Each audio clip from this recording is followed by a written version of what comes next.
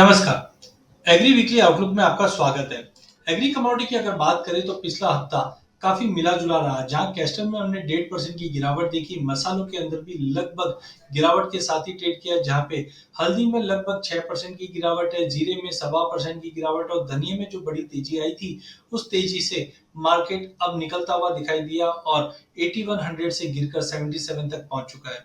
वहीं गवार कॉम्प्लेक्स में वैसे भी कोई मूवमेंट नहीं है, मार्केट एक सीमित दायरे में ट्रेड कर रहा है।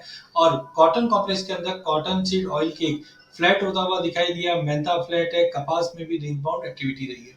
सबसे पहले कैस्टर के आउटलुक की अगर बात करें तो कैस्टर के अंदर अभी तक जनवरी से अभी तक 13% की तेजी आई है। क्रॉप साइज कम है इस बार।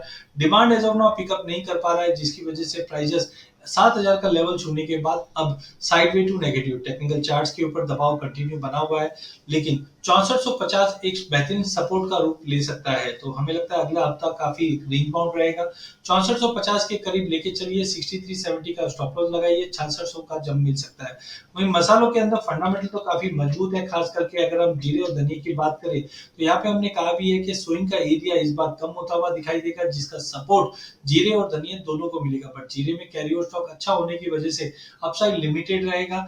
बट कुल मिला के प्राइस 24,700 से लेकर 25,800 के बीच में ही ट्रेड करता हुआ दिखाई देगा। और अब जिस ढंग से स्विंग में कमी है और इस बार यील्ड में भी फॉल आने की उम्मीद है, तो जीरे में एक टेम्पररी अगले हफ्ते स्पाइक आता हुआ दिखाई देगा, जिसके चलते 24,800 पे लेना है, 24,500 का स्टॉप लॉस लगाना है, 25,800 तक का जंप मिल सकता है। धनिया एक बड़े जंप के बाद एक करेक्शन मोड पे जरूर है, but 7650 is good to buy. 7400 का स्टॉप लॉस, 8000 का लेवल फिर से मिल जाएगा।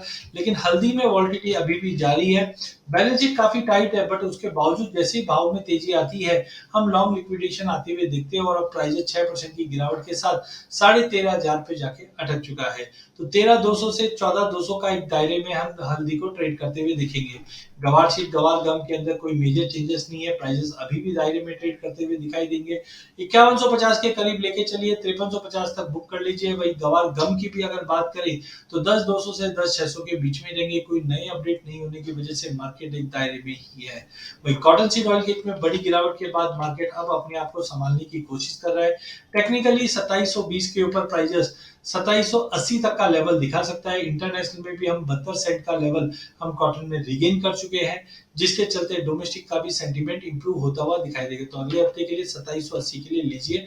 लास्ट में अगर मेंथा की बात करें तो मेंथा रेंज बाउंड ही रहने वाला है, जबकि कपास के अंदर 1540 में लीजिए, 1556 के टारगेट के लिए।